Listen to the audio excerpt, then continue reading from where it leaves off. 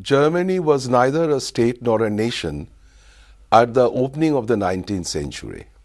The eventual unification of Germany as an empire under the leadership of Prussia was a climactic point not just in German history but in European history as well.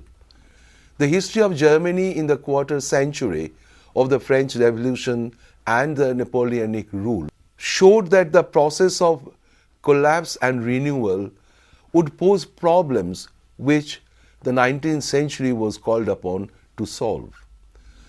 The problem was, on the one hand, what was the political community and how could it be recreated? In other words, how to bridge the gap between the nation and the state.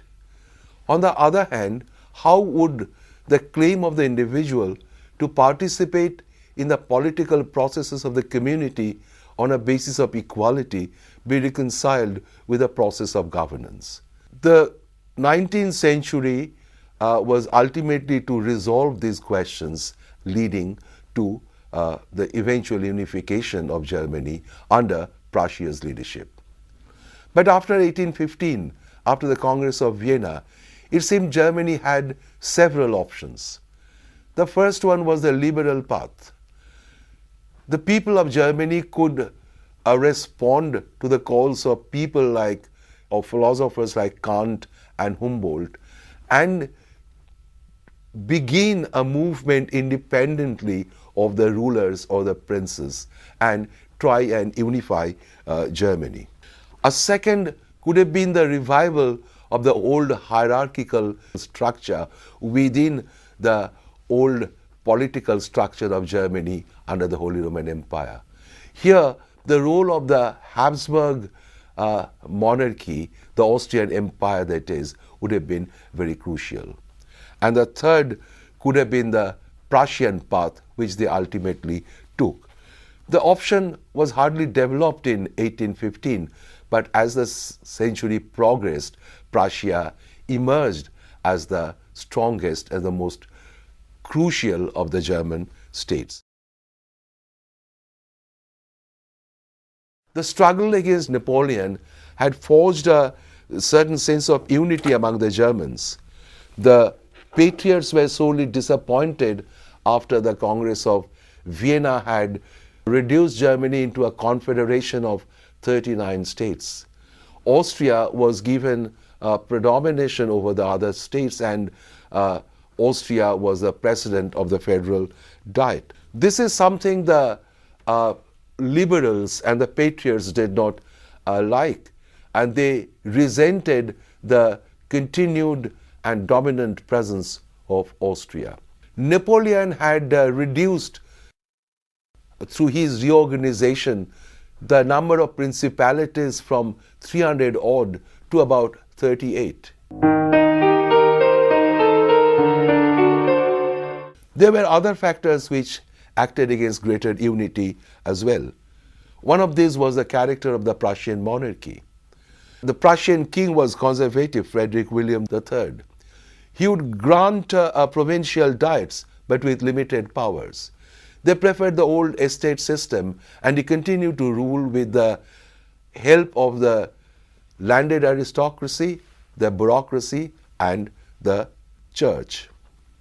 A second factor that went against larger unity was the presence of Austria in Germany. Austria, as we have seen earlier, was the president of the Federal Diet and had a supervisory power over the Confederation.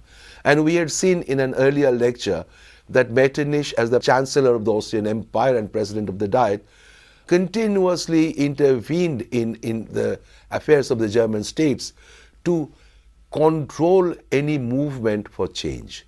A third factor was the social and the political role of the landed aristocracy. This was the dominant class, and in this context, the Junkers of Prussia, the Junker landed aristocracy, which is also a military aristocracy, is very important. And finally, there was lack of industrialization and urbanization, except for a few enclaves within Prussia and the rest of Germany. And this certainly meant that a thriving bourgeoisie as the vanguard of the liberal movement, as the vanguard of the movement for change, was largely absent in major parts of Germany. Yet the German formats as this liberal movement, or the movement that ultimately created the desire for larger unity, started taking shape in the decades after 1815. The factors that helped the growth of the liberal movement was first the War of Liberation against Napoleon. Many of the young men who fought in this War of Liberation had been imbued with a degree of patriotism and visualized the possibility of larger unity, and were sorely disappointed by the arrangement at Vienna. The Napoleonic impact, of the Napoleonic rule and reorganization had also been a contributing factor. Napoleon's reforms, particularly in the Rhineland, allowed a unification of the market, trade and industry to flourish relative to other regions, and this created a significant bourgeoisie in this area.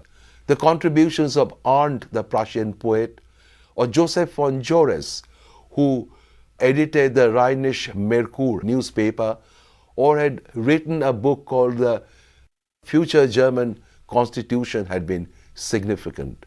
There were also historians like Dellmann or Friedrich List, who was a political economist. They were creating new ideas or absorbed ideas which had emanated from France and other regions, and they helped in spreading this, particularly among the young.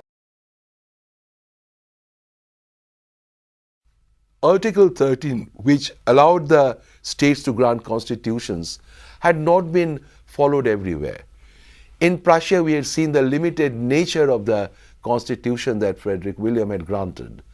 Constitutions were granted in many areas, but they all followed the old estate system of representation. Hegel, in his philosophy of right, favored the old corporate structure, the estate system, and he felt that individuals, giving representation of individuals, might lead to anarchy. The universities ultimately became the sites where liberalism grew very quickly. It is in the universities that a section of the teachers and the students spearheaded the emergence of a liberal movement. One agency was that of a fraternal society. Professor Luden of the Jena University started the first of these fraternal societies called the Burschenschaft. There was ultimately a national league of these Burschenschafts, and they were trying to bring together like-minded people with certain very simple demands.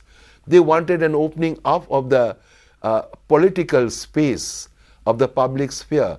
In 1817, they organized a very great festival. It came to be known as the Wartburg Festival.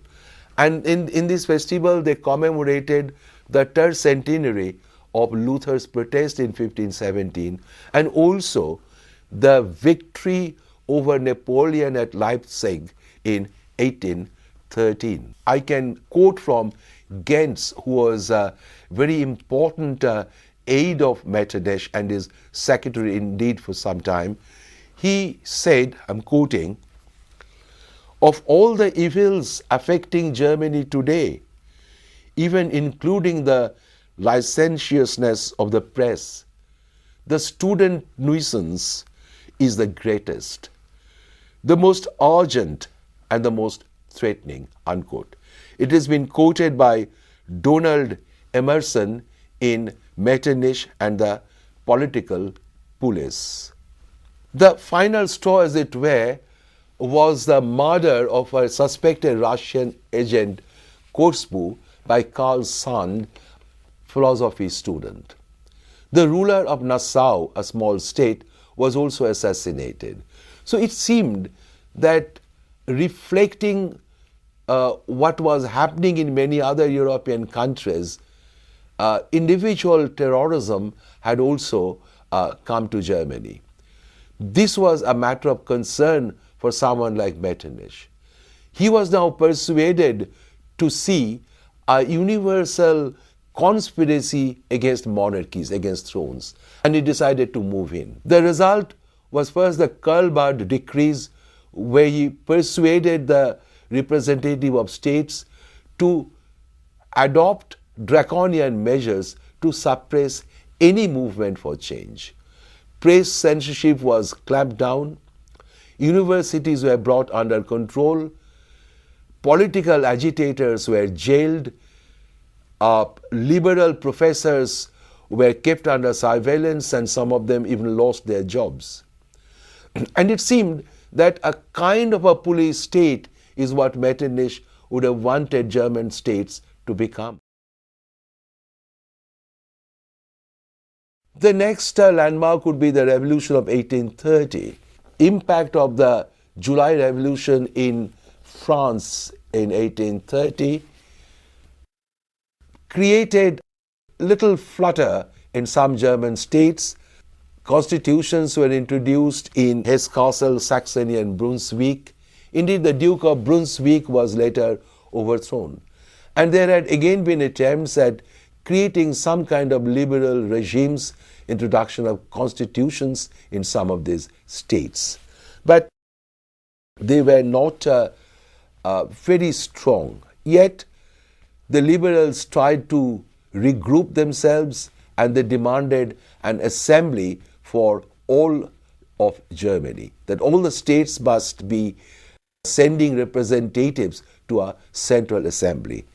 Karl von Rotteck, who was dismissed from his post in the medical faculty of Freiburg University, started writing now, and he wrote over the next few years a political dictionary. The political dictionary in 15 volumes was, however, a cleverly disguised manifesto of the liberal party or the liberal groups in Germany. Georg Buchner, whose father had served in the Napoleonic army, now started Society for the Rights of Man in the Gießen University in 1834.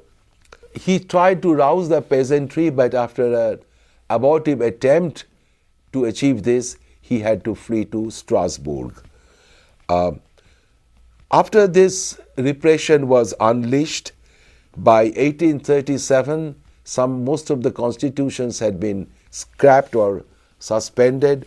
7 professors, including the celebrated historian Dellmann or Gervinus, had been suspended from work, and even a purely intellectual movement like Young Germany, which was inspired by the poet Heinrich Heine, had been very closely controlled. Even journals like Deutsches Review was suspended. It's significant that now you have Deutsches Review, meaning a German review, which is evoking the idea of a whole of Germany, not the journal of a particular region or a particular place. In the general bleak atmosphere of the 1830s, the only silver lining was an economic phenomenon. It was the Zollverein, the customs union which Prussia spearheaded and had signed. It ultimately covered 25 states and a population of 26 million. The Zollverein, by bringing in these states together in a customs union, unobtrusively worked for larger political unity. The advantages that the economic union brought to the states, but particularly to Prussia, indicated the need for larger political administrative unity. What is even more significant is the absence of Austria in this union, customs union. Austria sought to join later, but Austria was steadfastly excluded from this. Indeed, it would not be wrong to argue that the Zollverein provided the basis which ultimately privileged Prussia as the most significant state in a position to take the leadership of German unification. The 1840s gradually became politically more exciting. Frederick William IV became the new king, and he tried to have a recourse to personal rule by attacking the bureaucratic domination. He gave concessions to the Junker aristocracy and wanted to enlist their association and their support to buttress what he visualized as a personal rule. He even sought some rapprochement with the Catholic Church. We need to understand this point. Prussia was a largely Protestant state, but the inclusion of Rhineland after 1815 meant Prussia now also had a sizable Catholic population. The Rhenish bourgeoisie now assumed the leadership of the liberal movement. In fact, they had always been active in this liberal movement. They hated the excessive domination of the Prussian state and indeed the power that the state enjoyed. And they were also against the domination of the Lutheran Church and the feudal classes. David Hansemann, a leading businessman of this area, submitted a memorandum to the king in 1840. He argued that a new constitution and a representative government would release the energies of the nation anew and would indeed work for improvement, for progress. His ideas sent intimations of anxiety to the bureaucracy and the privileged order. Academics were vulnerable to dismissal now for political dissent or any kind of radical political opinion. Yet, there had been attempts to not only harbor these ideas, but to generate new ideas and to disseminate them. In 1842, Rheinische Zeitung, the Rhenish Times, the Rhenish Daily, was launched in Cologne to provide a forum for these wider discussions that might go against the Prussian government, that might also suggest ways of how to unify Germany and how to liberalize the political structure. Its editorial board included jurists, industrialists, and academics. Karl Marx, who studied law in Bonn and Berlin, worked in this for some time. Dahlmann was very influential now. His book Die Politik, or The Politics, published in 1835, called for self-government, representative institutions, and civic rights as the basis of freedom. In Baden, Rollek and Welcker preached against the absolutist monarchy, and there had been sustained demands for reform in many other German states. The liberal movement, as it developed, also enlisted the support of some rulers.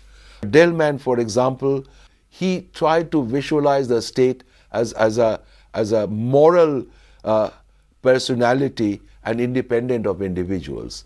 Now, this moral personality of the state should also have the subservience of the ruler, and the state would be above the monarch. They did not want any abrupt break with the past. They wanted what they called an organic development. And at any rate, these are the basic ideas of liberalism, and the liberal movement had some force now. Apart from the bourgeois liberalism that was developing, there was also a radical program that was being put forward now. Radicalism developed, of course, in very limited political circles. While the liberals wanted legal participation in government and work for reform rather than destruction of the monarchical states, The radicals wanted popular sovereignty, universal suffrage, and in some cases even a republic. It is in the 1830s that one sees such men gradually emerging. Gutzko, for example, August Becker, Weitling, and Moses Hess. They represented a radical tradition which was emerging. Moses Hess indeed wrote a tract called The Consequences of the Revolution of the Proletariat. The historian Agatha Ram has called him the first German communist. This radicalism, in a way, was linked up with the tradition that Hegel had produced and the following that Hegel had produced. There was a breakup of the Hegelian school after the master's death. The orthodox disciples constituted a conservative right wing. On the other hand, the young Hegelians considered the master's doctrine to be a philosophy of revolutionary action. They adopted dialectics as an instrument of action, and they considered that philosophy should serve to determine the rational progress of the world.